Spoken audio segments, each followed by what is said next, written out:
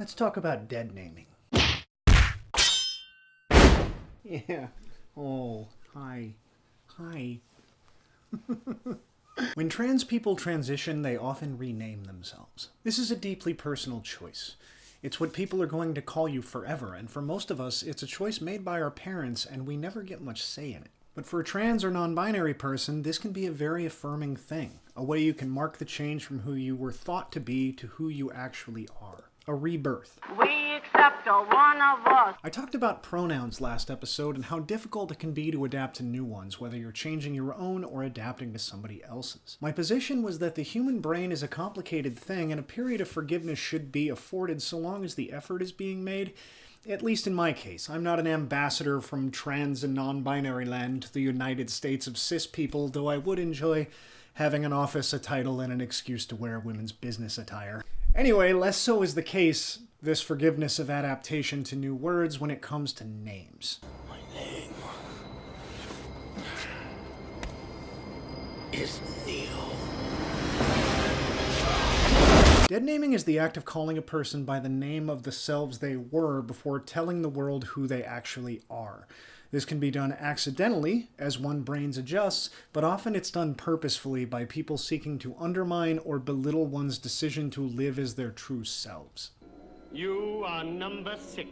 I am not a number. I am a free man. The academic term for this is being a turd. When you deadname somebody, you are asserting power over them. You are saying to that person, I refuse to accept you as you are, and I will willfully remind you that many believe you are not who you know yourself to be. And the only reason anybody would ever do this is to assert power. They're my property! But it isn't a good kind of power. It isn't the power to help or grow or to make the world a better place. Won't you please? Won't you please? Please won't you be my neighbor? It's the power of dominance. This is an act born of insecurity. One where things you don't understand on a personal level are inherently threatening, and in a weird way I get it. Dismissing entire concepts to which you will never relate makes the world seem like it makes more sense. If the thing you'll never experience isn't real, you don't have to understand it. There's no need to argue, parents just don't understand. And if this were the only reason people deadname, we could leave it at that. But it isn't. I'm discovering more and more as time goes by that people aren't just lacking in empathy, but that people are on some level terrified of their own empathy. And so we deny.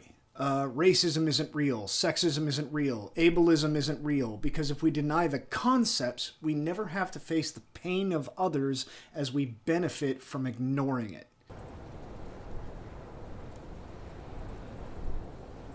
And as grim as that is, there's some good news there. On some level, it seems we do understand as a people that we're denying that pain. We know we're being terrible. We know we can do better. And the only reason we're not facing it isn't just evil or callousness, though yes, that exists in abundance.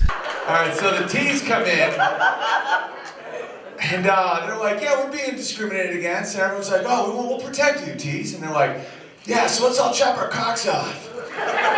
But that if we have to take in how awful these things are, we will not only have to face up to the guilt of it all, but we'll have to feel so much more pain than we already do. Nobody exists on purpose. Nobody belongs anywhere. Everybody's gonna die.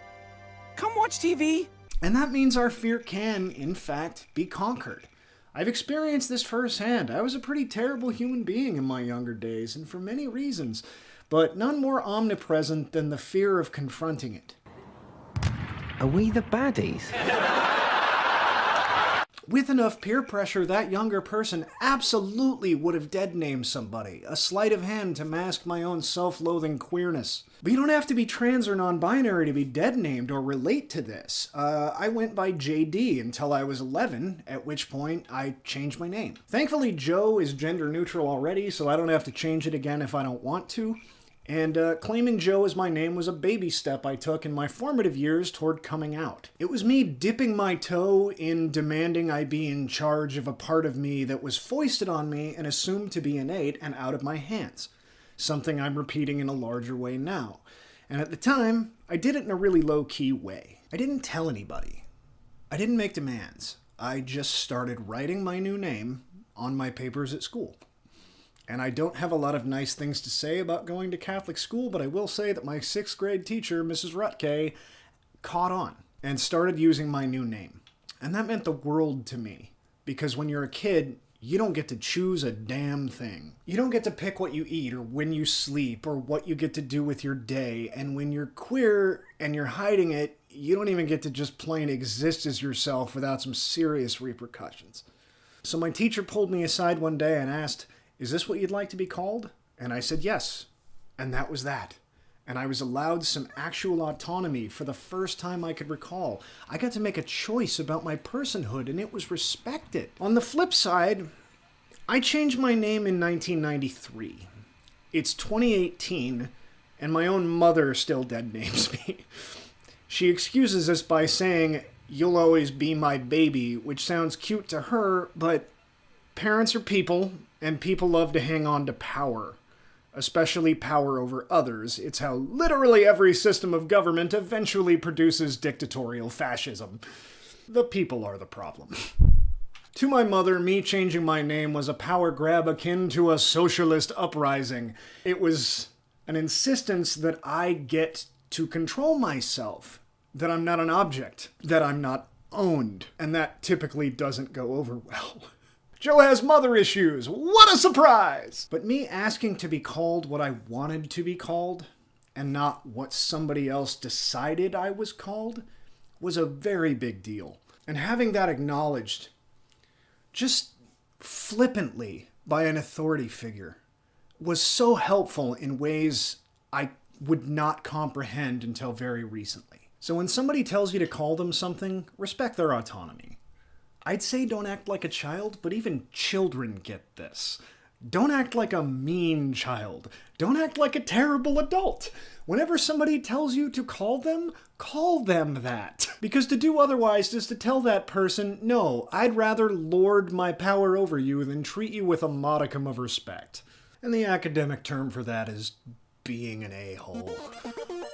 For Sofa Justice Warriors, I'm Joe. Thank you, everybody. Good night.